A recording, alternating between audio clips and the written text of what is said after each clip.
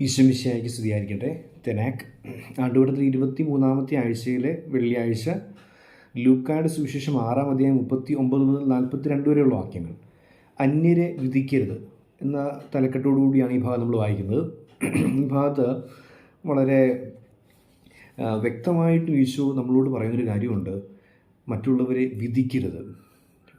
നമ്മളിതിൻ്റെ തൊട്ട് മുമ്പുള്ള ഭാഗം വായിച്ചപ്പോൾ അതിനകത്ത് പറയുന്നുണ്ട്, വിധിക്കരുത്, നിങ്ങളും വിധിക്കപ്പെടുകയില്ല, കുറ്റാരോപണം നടത്തരുത്, നിങ്ങളുടെ മേലും കുറ്റം ആരോപിക്കപ്പെടുകയില്ല. അപ്പോൾ വിധി എന്നൊക്കെ പറയുന്നത് ദൈവത്തിന് വിട്ടുകൊടുക്കുക എന്ന രീതിയിലാണ് ഈശോ നമ്മളെ വ്യക്തമായും പഠിപ്പിക്കുന്നത്. ഇവിടെ ഈ സുവിശേഷ ഭാഗത്ത് പറയുന്നുണ്ട്, ഇങ്ങനെ കണ്ണിലെ സ്വന്തം കണ്ണിൽ വലിയ ഒരു തടിക്കഷ്ണം വെച്ചിട്ട് സഹോദരൻ്റെ കണ്ണിലെ കരടെടുക്കാൻ പോകുന്നവരാണ് നിങ്ങൾ.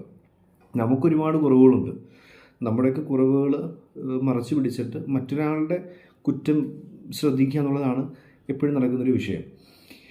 ഞാൻ ഈ ഒരു ഭാഗം വായിച്ചപ്പോൾ ഇങ്ങനെ ഈ കുറ്റാരോപണത്തിൻ്റെയൊക്കെ കാരണം ഈശോയ്ക്ക് സുവിശേഷത്തിൽ പറയുന്നുണ്ട്, അകത്തേക്ക് പോകുന്നതല്ല പുറത്തേക്ക് വരുന്നതാണ് നിങ്ങളെ മലിനമാക്കാൻ പോകുന്നത്.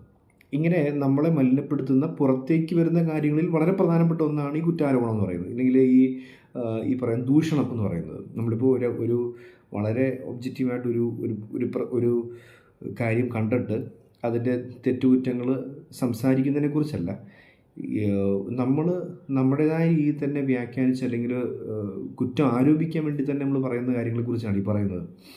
ഇവിടെ മനസ്സിലാക്കാൻ സാധിക്കുക, ഈ മറ്റ് കാര്യങ്ങളെല്ലാം മോശമായി കാണുകയും കുറ്റം ആരോപിക്കുക എന്ന് പറയപ്പെടുന്ന തിന്മ നമ്മളിൽ നിന്നും പുറത്തേക്ക് വരികയും ചെയ്യുന്നതിൻ്റെ പ്രധാനപ്പെട്ട കാരണം നമ്മുടെ കാഴ്ചയാണ്.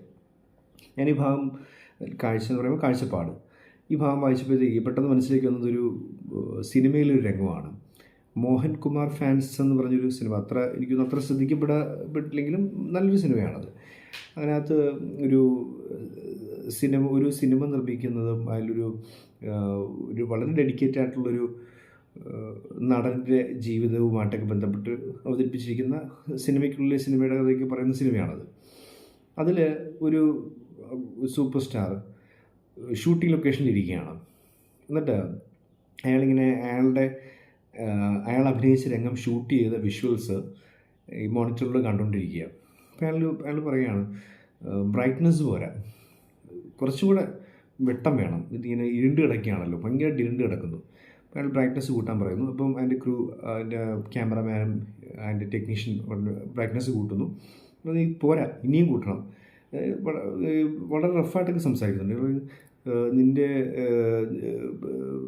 നിന്നോട് ഞാൻ വന്ന് ചെയ്യണോ, എത്ര പറഞ്ഞാലും കേൾക്കാത്ത എന്താണെന്ന് വെച്ചിട്ട് കുറ്റമൊക്കെ പറഞ്ഞിട്ടാണ് ഇത് കൂട്ടാൻ പറയുന്നത്. വീണ്ടും കുട്ടി അവസാനം കുറച്ച് കഴിയുമ്പോഴത്തേക്ക് ഇയാൾ പറയുന്നുണ്ട്, മാക്സിമം കൂട്ടി സാർ, ഇനി അങ്ങോട്ട് കൂട്ടാൻ പറ്റത്തില്ല. ഇത് പറഞ്ഞു കഴിയുമ്പോൾ തൊട്ടടുത്തിരിക്കുന്ന ഈ മോഹൻകുമാർ എന്ന് പറയുന്ന മറ്റൊരു ഡയറക്ടറാണ്, തൊട്ടടുത്തിരിപ്പുണ്ട്. അപ്പോൾ ഇയാൾ ഈ സൂപ്പർ സ്റ്റാറിനോട് പറയുകയാണ്, ഒരു പക്ഷേ താങ്കളുടെ ആ കണ്ണട മാറ്റിക്കഴിഞ്ഞാൽ ചിലപ്പം പ്രശ്നം മാറും. സംഭവം ഇതാണ്, ഇയാളൊരു കൂളിംഗ് ഗ്ലാസ്, നല്ല ഡാർക്കായ ഒരു കൂളിംഗ് ഗ്ലാസ് വെച്ചിരിക്കുകയാണ്. ഈ കൂളിംഗ് ഗ്ലാസ് വെച്ചിട്ട് അതിനകത്തോടാണ് ഈ ബ്രൈറ്റ്നസ് നോക്കിക്കൊണ്ടിരിക്കുന്നത്. അപ്പോൾ ഈ നല്ല ബ്രൈറ്റായിട്ടുള്ളൊരു രംഗം മോണിറ്ററിൽ ഇയാൾ കൂളിംഗ് ഗ്ലാസ് വെച്ച് നോക്കിയിട്ട് ഇയാൾ പോലും അറിയാതെ ഇയാളിങ്ങനെ കുറ്റം പറയുക, അതിന് ബ്രൈറ്റ്നസ് പോരാ, മാക്സിമം കൂട്ടിയതിന് കഴിയുമ്പോഴത്തേക്ക് ഇയാൾ അത് കേട്ടതിന് ശേഷം കണ്ണാടി ഊരിങ്ങനെ നോക്കുമ്പോഴത്തേക്ക് സത്യമാണ്, പരമാവധി ബ്രൈറ്റ്നസ് കൂടിയിട്ട് ആ രംഗം കാണാൻ പറ്റാത്ത രീതിയിൽ കിടക്കുകയാണ് മോണിറ്ററിൽ. പക്ഷേ ഈ മനുഷ്യൻ ഇങ്ങനെ കണ്ണാടി വെച്ച് നോക്കുന്നതുകൊണ്ട് ബ്രൈറ്റ്നസ് ഇല്ല എന്ന രീതിയിൽ ഫീൽ ചെയ്തിട്ട് അല്ലെങ്കിൽ കുറ്റം പറഞ്ഞുകൊണ്ടിരിക്കുന്നു. അപ്പം ഞാൻ ചിന്തിച്ചൊരു കാര്യം ഇതാണ്, നമ്മൾ ഈ രംഗത്തിലൊക്കെ കണ്ട കണക്ക് പലപ്പോഴും നല്ല തെളിഞ്ഞ ജീവിതങ്ങൾ, നല്ല നന്മയുള്ള ജീവിതങ്ങൾ നമുക്ക് ചുറ്റും ഉണ്ടാവാം. പക്ഷേ നമ്മുടെ കാഴ്ചപ്പാട് ഇരുണ്ടു പോയതുകൊണ്ട് നമ്മൾ അവരെ നോക്കുമ്പോൾ അതെല്ലാം ഇരുളുള്ളതായിട്ട് നമുക്ക് തോന്നുകയും ചെയ്യാം. അപ്പോൾ അതൊരു വലിയ പ്രശ്നമാണ്. എന്തുകൊണ്ടാണ് നമ്മൾ കുറ്റാരോപണം നടത്തുന്നതെന്ന് നോക്കുമ്പോൾ കൃത്യമായ ചില പോയിന്റുകൾ മാത്രം കുറ്റം കണ്ട് അല്ലെങ്കിൽ തെറ്റ് കണ്ടിട്ട് നമ്മൾ വിമർശിക്കുന്നത്, നമുക്ക് വിമർശിക്കാനൊരു സ്വാതന്ത്ര്യവും അധികാരവും ഉണ്ടെങ്കിൽ വിമർശിക്കുന്നതിനെ കുറിച്ചല്ല പറയുന്നത്, അതുപോലും പാടില്ലെന്ന് പറയുന്ന അർത്ഥത്തിൽ.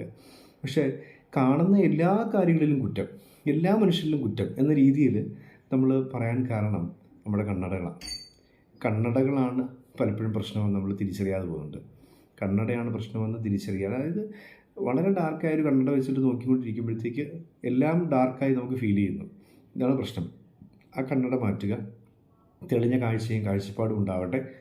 അപ്പോൾ നമുക്ക് കാര്യങ്ങളെ കുറേ കൂടി വ്യക്തമായി മനസ്സിലാക്കാനും അങ്ങനെ കുറ്റം ആരോപിക്കാതിരിക്കാനും പരിഗണിക്കാനും ഒക്കെ നമുക്ക് സാധിച്ചെന്നിരിക്കും. ഒരുപക്ഷെ ഇനി കുറ്റമുള്ളവരിൽ പോലും ആണെങ്കിലും നമ്മളിലേക്ക് തിരിഞ്ഞു നോക്കുമ്പോൾ അതിനേക്കാൾ കുറ്റമുള്ളവനാണല്ലോ ഞാനെന്ന തിരിച്ചറിവുണ്ടാകുമ്പോൾ അയാളിൽ കുറ്റം ആരോപിക്കാതെ ജീവിക്കാനും നമുക്ക് സാധിക്കും.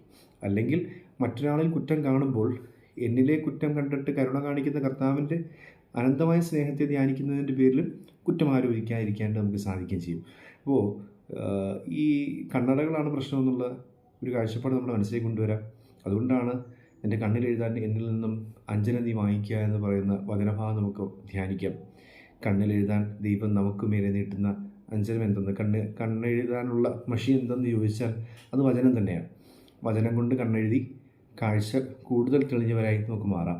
ആ കുരിശിൻ ചുവട്ടിലെ ലോഞ്ചിനൂസിനെ പോലെ കുന്തമന വിലാവിലേക്ക് കുത്തിയിറക്കുമ്പോൾ അവിടെ നിന്നും പൊട്ടിപ്പുറത്തേക്ക് ഒഴുകിയ ചോരയും നീരും കൊണ്ട് പാതി കാഴ്ചയുള്ള ലോഞ്ചിനൂസ് പൂർണ്ണ കാഴ്ചയുള്ളവനായി മാറുമ്പോൾ അയാളുടെ കണ്ണ് കുറേ കൂടി തെളിയുക, കുറേ കൂടി വ്യക്തമായിട്ടും കർത്താവിനെ തിരിച്ചറിയാൻ പറ്റുന്നുണ്ട്, മനുഷ്യരെ തിരിച്ചറിയാൻ സാധിക്കുന്നുണ്ട്, അവരുടെ വേദനകളും അവരുടെ കുറ്റങ്ങളും തിരിച്ചറിയാൻ സാധിക്കുന്നുണ്ട്. കരുണ നിറഞ്ഞ കണ്ണോടുകൂടി നോക്കുക എന്നത് തന്നെയായിരുന്നല്ലോ നമ്മൾ ആ കരുണയുടെ വർഷത്തിൽ ഉണ്ടായിരുന്ന ആപ്തവാക്യമൊക്കെ. എൻ്റെ പിതാവ് കരുണയുള്ളവനായിരിക്കുന്ന പോലെ നിങ്ങളും കരുണയുള്ളവരായിരിക്കും എന്നുള്ളതായിരുന്നു വചനഭാഗം. എൻ്റെ ഒരു സബ് ടൈറ്റിലായിട്ട് നമുക്ക് ധ്യാനിക്കാൻ സഭ നൽകിയിരുന്നൊരു വിഷയമാണിത്. വിത്ത് മെർസിഫുൾ ഐസ്, കരുണയുള്ള കണ്ണോടെ. ഇതാണ് നമ്മളോട് അന്ന് ധ്യാനിക്കാനായിട്ട് ആവശ്യപ്പെട്ടത്. കരുണയുള്ള കണ്ണോടെ കർത്താവ് നമ്മൾ നോക്കുന്നുണ്ട്. അതുകൊണ്ട് തന്നെ കരുണയുള്ള കണ്ണോടെ നമ്മൾ മറ്റുള്ളവരെ നോക്കേണ്ടതുണ്ട് എന്നീ സുവിശേഷ ഭാഗം നമ്മളെ ഓർപ്പിക്കുകയാണ്. കാഴ്ച തെളിയാതെ നമ്മളെ ബുദ്ധിമുട്ടിലാക്കുന്ന കണ്ണടയും കാഴ്ചപ്പാടുകളും മാറ്റി കൃത്യതയുള്ള തെളിച്ചമുള്ള കാഴ്ചയും കാഴ്ചപ്പാടുകളും സ്വീകരിച്ചുകൊണ്ട് കരുണയുള്ള കണ്ണോടെ മറ്റുള്ളവരെ നോക്കിക്കാണാൻ ദൈവം നമ്മെ സഹായിക്കട്ടെ.